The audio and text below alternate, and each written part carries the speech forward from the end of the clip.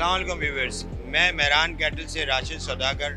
मैं मेहरान कैटल में बड़े शौक़ से अपने जानवरों को पालता हूँ कुर्बानी के लिए, और हम यहाँ आए हैं एक्सपो में अपने जानवरों को एक्सप्लोर करने के लिए, मतलब दिखाने के लिए कि कैसे हम जानवर को किस तरह मेहनत से पालते हैं। और थैंक्स टू बदर एक्सपो कि वो इतना अच्छा ऑर्गेनाइज़ करते हैं डेल्पा के साथ मिलकर इस इवेंट को, जो कि कराची वालों की जान है और पहचान है।